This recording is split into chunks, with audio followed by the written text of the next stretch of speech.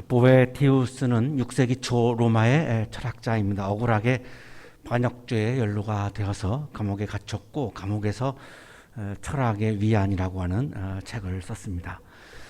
이 책 제2권 5장의 제목이 물질이 행복을 가져다 줄 수 없다라고 하는 제목입니다. 물질이 우리에게 행복을 가져다 줄 수 없다고 그렇게 이야기합니다. 인용하겠습니다. 신은 인간을 모든 피조물 중에서 가장 고귀한 존재로 창조하셨다. 하지만 너희는 신이 준 지극히 고귀한 지위를 내팽개쳐버리고 피조물 중에서도 스스로 가장 비천한 것 아래의 자리로 찾아 들어가는구나. 물질보다는 인간이 더 가치가 우위에 있는데 인간이 살아가면서 물질을 추구하다가 보면 결국은 물질이 인간보다 더 가치 면에서 위에 올라가게 되니까 인간은 비인간화로 전락하게 되고 거기에서 굉장히 불행을 경험하게 된다고 그렇게 이야기했습니다. 우리는 살아가면서 물질의 풍요를 추구합니다. 국가도 물질의 풍요를 추구하고요. 우리 국민들 개개인도 물질의 풍요를 추구하죠. 그것이 나쁘다는 것이 아니라 그 물질의 풍요로움이 이루어졌을 때 우리에게 오는 것은 무엇이냐? 안락함, 편리함 이런 것들이지 행복은 아니라는 것입니다. 물질의 풍요가 주어졌을 때 그 물질의 풍요로움이 나에게 안락함과 편리함은 주지만 행복을 주지는 못하는 거죠. 오늘 요한 씨가 비올라죠? 네, 비올라 연주해 주셨는데 저에게 세계에서 가장 비싼 비올라를 누가 선물한다면 저에게 기분은 좋겠지만 행복하지는 않습니다. 왜냐하면 제가 전혀 연주할 수가 없기 때문에 나에게는 필요가 없는 물건이죠. 그러나 요한 씨에게는 굉장한 기쁨이겠죠. 그것이. 그러니까 물질이라고 하는 것이 우리에게 필요하고 또 우리에게 안락함도 주고 편리함도 주지만 그것이 행복을 주지는 못한다는 점을 굉장히 보에티우스는 강조를 했습니다.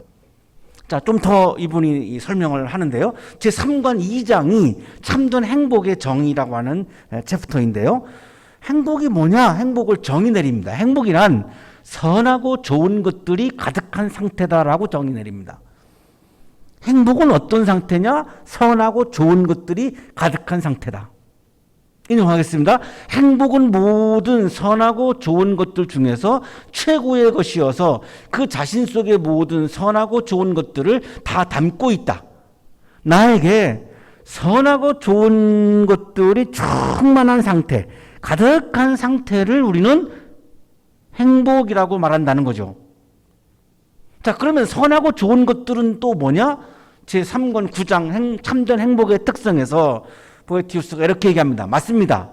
이제 나는 부를 통해 만족을 얻을 수 없고 왕권을 통해 참된 권력을 얻을 수 없으며 높은 관직을 통해 참된 존경을 받을 수 없고 영광과 명예를 통해 참된 명성을 얻을 수 없으며 쾌락을 통해 참된 기쁨을 누릴 수 없다는 것을 알았습니다. 이 문장에서 굉장히 중요한 사실들을 우리에게 얘기해주고 있죠. 물질의 풍요로움이 아니라 부가 아니라 만족이 행복이지 물질의 풍요 부 자체가 우리에게 행복을 줄 수는 없다는 거죠. 만족이 우리에게 행복을 주는 것이라는 거죠. 내게 물질이 주어졌는데 내가 만족하지 못하면 계속 불행한 상태에 놓여 있지요. 그러니까 부 자체는 우리에게 행복을 주는 게 아니라 만족이 우리에게 행복을 주는 거다. 왕권을 통해 참된 권력을 얻었으며 왕권이 행복을 주는 것이 아니라 권력이 준다는 거죠. 옛날에 허수아비 같은 왕들이 많이 있었죠. 역사에서 보면 그 왕의 자리가 행복을 주는 것이 아니라 힘이 나에게 주어져서 그 힘을 가지고 국민들을 사랑하고 국민들을 행복하게 해줄 때에 그것이 나를 행복하게 하는 거지 왕권이라고 하는 왕의 자리 자체가 나에게 행복을 주는 것은 아니라는 거죠. 높은 관직을 통해 참된 존경을 받을 수 없다? 높은 자리가 나에게 행복을 주는 것이 아니라 존경을 받을 때 행복을 우리에게 준다는 거죠. 아무리 높은 자리에 올라가도 욕먹고 있으면 행복할 수가 없지요. 많은 사람들로부터 존경받으면 행복한 거죠. 영광과 명예를 통해 참된 명성을 얻을 수 없으며 아무리 나에게 영광과 명예가 주어져도 나의 이름이 빛나지 아니하면 그것은 그냥 나 내가 혼자 그냥 만족해야 하는 것이지 별로 의미가 없다는 거죠. 행복을 주지 못한다는 거죠. 쾌락을 통해 참된 기쁨을 누릴 수 없다는 것을 알았다. 쾌락은 우리에게 행복을 주지 못한다는 거죠. 기쁨이 준다는 거죠.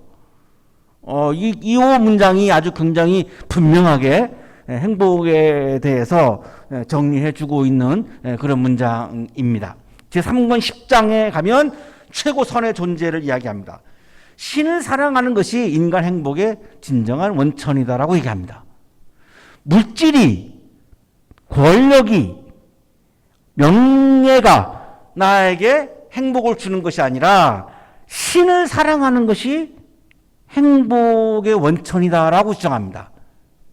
그 이유가 좀 궁금해지는데요. 이렇게 얘기합니다. 그런데 우리는 완전한 선이 참된 행복이라는 것을 이미 논증했기 때문에 참된 행복은 최고 신 안에 있을 수밖에 없다. 아까 앞에서 보에티우스가 선하고 좋은 것들이 내 안에 충만한 상태가 행복이다라고 얘기를 했는데, 자, 그러면 완벽하게 선하고 완벽하게 좋은 것이 뭘까요?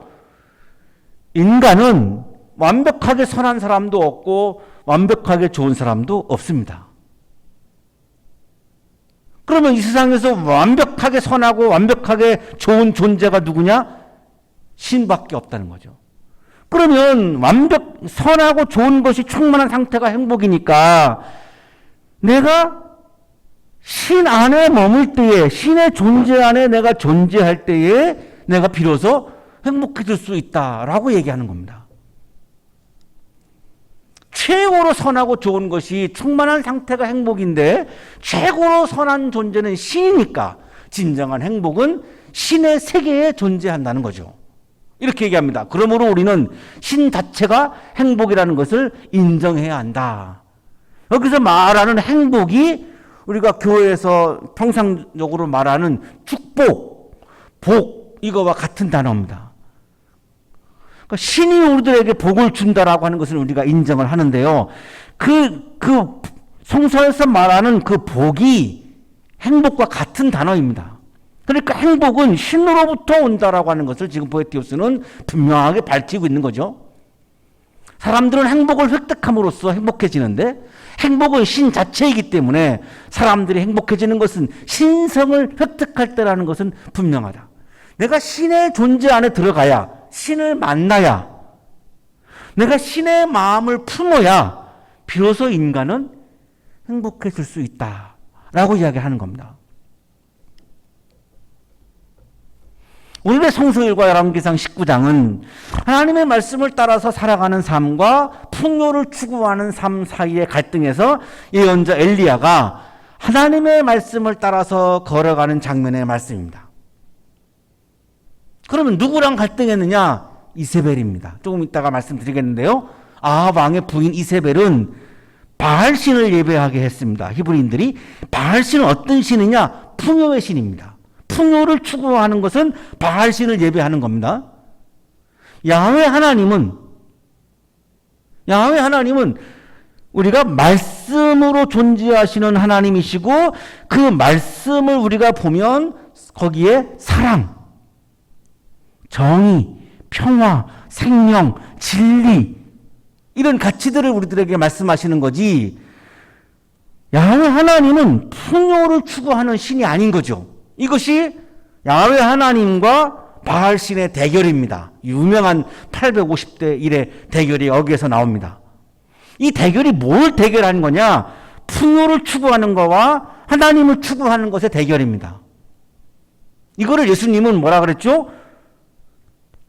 하나님과 재물 두 주인을 섬길 수 없다 이렇게 말씀했죠. 그러면 기독교 신앙은 풍요를 추구할 수가 없습니다. 풍요를 추구하는 한 하나님을 추구할 수가 없습니다. 불가능합니다.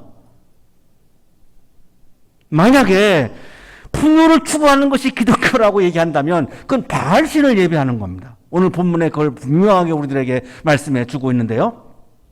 미국의 성서학자 존 브라이트라고 하는 사람에 의하면 이스라엘이 주전 13세기에 출애굽을 했습니다. 잘 아시는 내용이죠. 12세기, 11세기에 가나안에 들어가서 사사시대를 지내고요. 주전 11세기에 사울이 통치하면서 왕정을 시작합니다. 그리고 주전 10세기에 다윗과 솔로몬이 통치하고요. 주전 922년에 북왕국 남왕국으로 분열합니다. 요 역사 연대는 성서학자들마다 다 차이가 있는데 지금 존 브라이트의 주장을 지금 인용을 해드리고 있습니다. 이 12부족, 12지파로 이루어져 있는 것이 이스라엘인데 이 중에 10지파가 북왕국을 이룹니다. 그래서 우리가 이스라엘, 그럼 성서에서 이스라엘 그러면 북왕국을 의미하는 겁니다. 다윗과 솔로몬의 왕국이 남왕국입니다. 이거를 우리가 성서에서 유다라고 부르죠. 남유다, 북이스라엘. 그냥 줄여서 이스라엘, 유다 이렇게 부릅니다. 그러니까 이스라엘 그러면 북왕국을 말하는 거고 유다 그러면 남왕국을 말하는 겁니다. 주전 870년에 북왕국에서 7대 왕으로 아합 왕이 등극을 합니다. 이 아합 왕의 부인이 이세벨인데 이세벨은 페니키아의 해안 도시 시돈 왕의 딸입니다. 시돈은 지금으로 말하면 레바논입니다. 이렇게 바다 지중해 연안에 위치해 있는데요. 이 시돈 왕이 옛 바알입니다. 이름이 옛 바알. 그 이유는 시돈은 바알을 예배한 사람들입니다. 그러니까 이세벨이 자기가 태어날 때부터 예배드렸던 바알 신을 가지고 이스라엘로 온 거죠. 그리고 아합 왕과 결혼을 한 거죠. 그러니까 와가지고 히브리인들을 보고 바알 신을 예배하라고 강요합니다. 이세벨이. 아합 왕은 당연히 동의를 했고요. 자, 그런데 히브리인들은 야훼 하나님을 예배하는 게 몸에 배어있는 사람들이죠. 그거를 거부를 할 수가 없으니까 어떻게 했느냐? 바알 신도 예배하고 야훼 하나님도 예배한 겁니다. 두 신을 예배한 거죠. 그러니까 백성들 사이에서 반대하고 엄청난 그런 저항이 생길 수밖에 없습니다. 바알은 가나안 원주민들이 예배하던 풍요의 신인데 가나안 사람들은 바알을 잘 섬겨야 풍년과 번영이 온다고 믿었는데 이 바알 종교가 국가 종교가 된 거죠. 이스라엘의 국가 종교가 됐어요. 그러니까 왕들은 궁전에서 공식적으로 야훼 하나님과 바알 신을 예배하는 의례를 한 거죠. 그러니까 백성들이 엄청나게 막 반발을 하고 나온 거죠. 자, 이때에 하나님의 말씀을 선포하면서 야훼 하나님 신앙 고수 운동을 펼친 사람이 바로 그 유명한 예언자 엘리야라고 하는 예언자입니다. 두 신을 예배할 수 없다는 거죠. 야훼 하나님만 예배해야 된다라고 하는 많은 백성들의 그 원성을 이 막 쏟아져 나오는 가운데 엘리야라고 하는 예언자가 용감하게 나타나서 아합 왕과 이세벨과 맞선 거죠. 바알신을 예배하면 안 된다고 이스라엘은. 그래서 이 엘리야라고 하는 이름은 야가 야훼예요. 엘리는 엘로힘 들어보셨죠? 야훼가 하나님이다 이런 뜻이에요. 바알인 하나님이 아니고 야훼가 하나님이다. 아예 이름 자체가 그렇게 돼 있어요. 그래서 열왕기상 17장에서 21장에 열왕기야 1장 2장에 이 엘리야에 관한 말씀이 기록이 되어 있는데 오늘의 성서 일과가 바로 이 엘리야에 관한 말씀입니다. 엘리야가 뭐와 싸웠냐? 풍요의 신 바알신과 싸운 겁니다. 그렇다면 하나님은 풍요의 신이 아닌 거죠. 그거는 바알신입니다. 그래서 선포하죠. 엘리야가 열왕기상 17장 1절입니다. 바알을 내가 다시 입을 열기까지 앞으로 몇 해 동안은 비는커녕 이슬 한 방울도 내리지 않을 것입니다. 이렇게 바알신을 풍요를 추구하는 이런 상황에서는 하나님이 비를 내리지 않는 심판을 내린다라고 이제 설교를 한 거죠. 그러니까 바알신을 강요하는 이세벨이 하나님의 예언자들을 학살합니다. 열왕기상 18장 4절에 그 근거가 나와 있죠. 이세벨이 주님의 예언자들을 학살할 때에 이렇게 나오죠. 주님의 예언자들을 막 마구마구 학살한 겁니다. 그러니까 엘리야가 이세벨에게 도전한 거죠. 갈멜산에서 바알 예언자 450명, 아세라 예언자 400명 합치면 850명. 야훼 하나님 편에서는 엘리야 1명. 850대 1의 대결 신청을 낸 거죠. 어떻게 대결했느냐? 제물을 쌓아놓고, 제물은 이제 송아지나 이제 황소 같은 거를 이렇게 올려놓는 거죠. 그리고 이제 850명의 예언자들은 바알신에게 이제 불을 내려달라고 이제 기도하고, 엘리야는 야훼 하나님에게 불을 내려달라고 이제 기도를 한 거죠. 그래서 진정한 신이 누구인지를 판가름하는 대결이었는데, 열왕기상 18장 24절입니다. 바알의 예언자들은 바알신의 이름을 부르십시오. 나는 주님의 이름을 부르겠습니다. 그때에 불을 보내셔서 응답하는 신이 있으면 바로 그분이 하나님이십니다. 잘 보셔야 되는데요. 바알이 하나님이냐, 야훼가 하나님이냐의 대결인 겁니다. 정확하게 말하면 우리가 그냥 하나님 그러니까 우리는 기독교인이니까 이렇게 말하고 있는데요. 여기 상황은 보면 바로 그분이 하나님이십니다 그랬잖아요. 그러니까 바알이 하나님이냐 야훼가 하나님이냐라고 하는 대결을 벌인 거죠. 그때 야훼께서 엘리야의 기도에 불로 응답을 하시죠. 열왕기상 18장 38절에 나와 있는데요. 그러자 주님의 불이 떨어져서 제물과 나무단과 돌들과 흙을 태웠고 도랑 안에 있는 물을 모두 말라버렸다. 아예 그냥 물까지 다 그냥 말라버릴 정도로 불이 내려와서 그냥 다 태운 거죠. 사람들이 이제 외칩니다. 그 대결을 보고 나서 이제 사람들이 외칩는데 외치는 내용이 이런 내용이에요. 온 백성이 이것을 보고 땅에 엎드려서 말하였다. 중요한 본문인데요. 그가 주 하나님이시다. 누가 하나님이냐? 바알이 하나님이냐? 야훼가 하나님이냐? 야훼가 하나님이다. 이런 뜻입니다.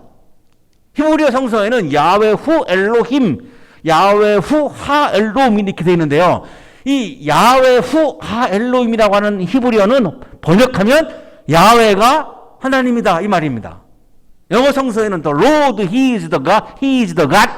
여기 로드는 야훼를 말합니다. 히브리인들은 야훼가 하나님의 고유 이름인데 감히 하나님의 이름을 부를 수가 없으니까 이거를 바꾸어서 부른 명칭이 아도나이입니다.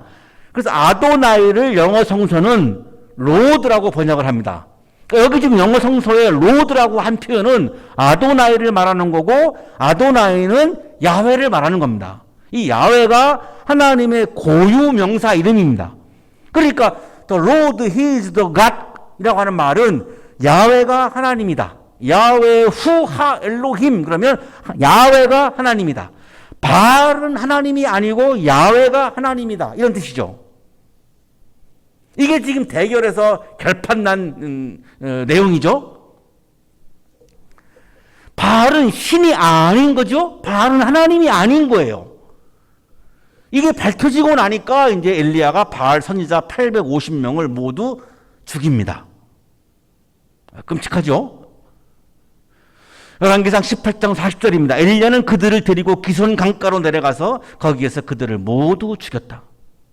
굉장히 단호하죠. 하나님을 모욕했다라는 거죠. 그래서 850명의 바알, 아세라 예언자들을 다 죽입니다. 그러니까 이세벨 왕후가 사람을 보내가지고 엘리야에게 말합니다. 열왕기상 19장 2절입니다. 내가 예언자들을 죽였으니 나도 너를 죽이겠다. 권력을 쥐고 있는 왕후 이세벨이 엘리야에게 통보한 거예요. 너가 나의 예언자 850명을 죽였어? 그러면 나는 너를 죽일 거야. 이렇게 나온 거죠. 이때 엘리야 반응은 도망을 합니다. 자, 그러면 이게 이해가 안 가죠? 850대 1의 대결에서 이겼는데 왜 도망가죠? 이게 하나의 궁금한 점이죠. 분명히 850대 대결에서 이겼는데 왜 승리한 사람이 패배한 사람을 무서워하고 도망가고 있는 거니까요. 사실 굉장히 좀 납득이 안 가죠. 열왕기상 19장 3절입니다. 엘리야는 두려워서 급히 일어나 목숨을 살리려고 도망하여 유다의 브엘세베로 갔다. 브엘세베는 남왕국 맨 남쪽 끝에 있는 지역인데요. 지금 지도에서 보시면은 이집트 국경까지 내려가 있습니다. 이집트 국경과 이렇게 거의 맞닿아 있는 곳이 브엘세바라고 하는 지점인데 남왕국의 맨 아래까지 간 겁니다. 왜냐하면 이세벨의 보복이 두려우니까 이세벨의 그래도 손길이 안 가는 대로 가려고 한 게 지금 여기까지 지금 도망을 친 거죠.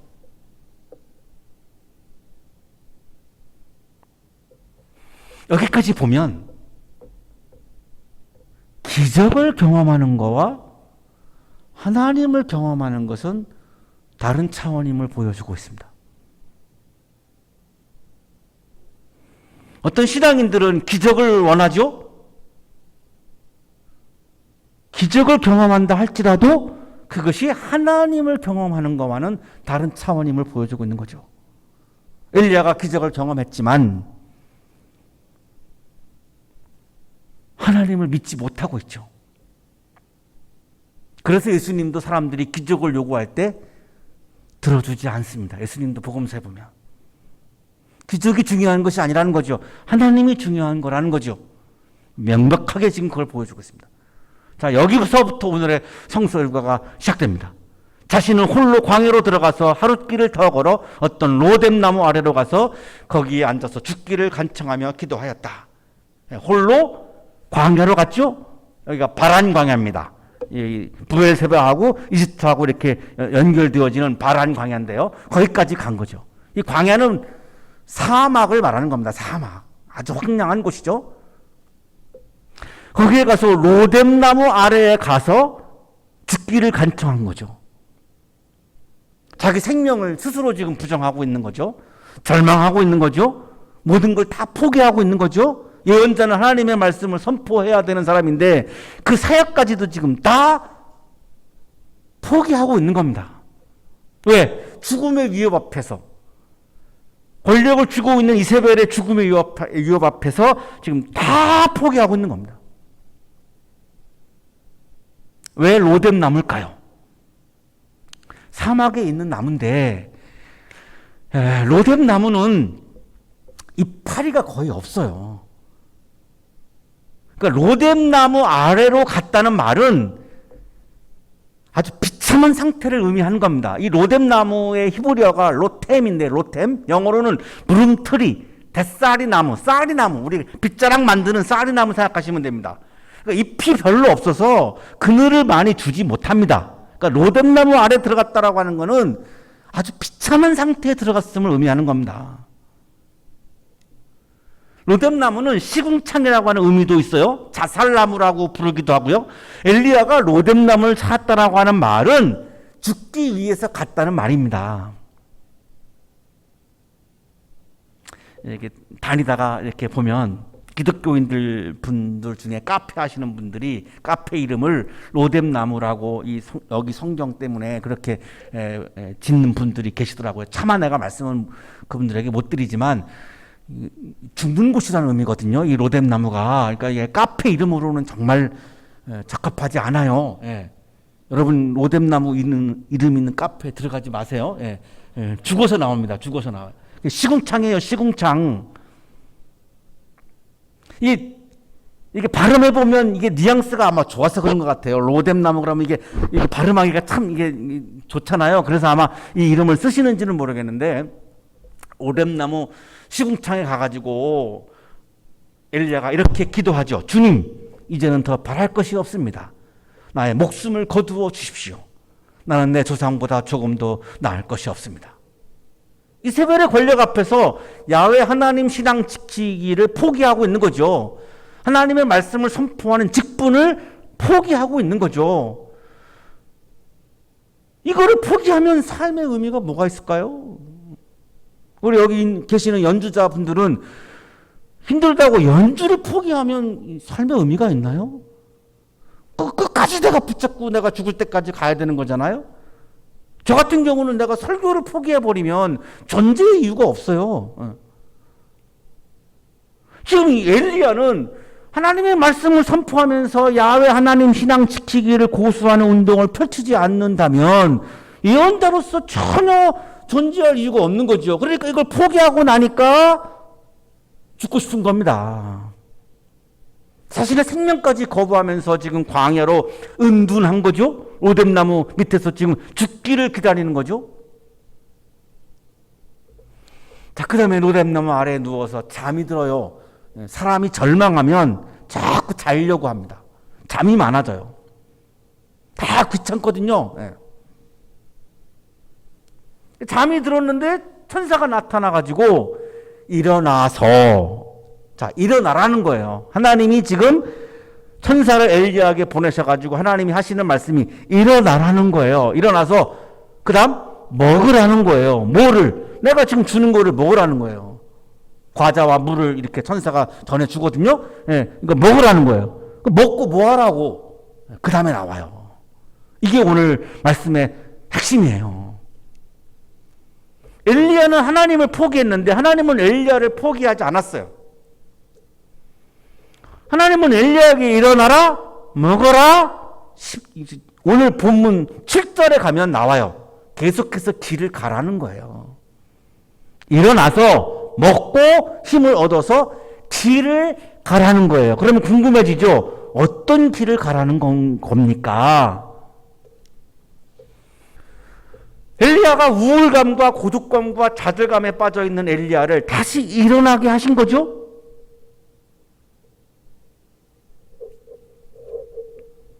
이 코로나가 와가지고 우리 신입생들 이야기를 들어보면 친구도 못 사귀고 강의실에 들어가야 친구도 사귀고 그러는데 여러분들에게 친구는 굉장히 중요하잖아요. 그러니까 친구를 못 사귀니까 굉장히 우울해진대요.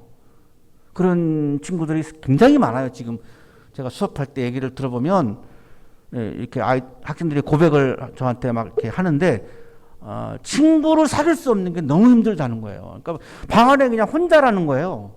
그러면서 하는 말이 내가 죽어도 아무도 모를 것 같다는 거예요. 그게 너무 막 힘들다는 거예요. 이런 상황이. 자, 지금 엘리야도 이런 우울감, 고독감, 좌절감에 빠져가지고 아무도 없어요. 지금 완전 혼자예요, 혼자. 이때 하나님은 어떻게 하셨습니까? 다시 일어나게 한 거죠. 일어나서 일으키신 거야, 일으키신 거. 하나님이 우리를 찾아오셔서 하시는 일 중에 하나가 뭐냐면 일으키시는 거예요. 그러니까 우리 여기 계시는 연주하시는 분들은 주저앉지 마요. 왜냐하면 어차피 하나님 또 일으키실 거니까 어차피 일어날 건데 뭐 주저앉아서 뭐 하겠어요.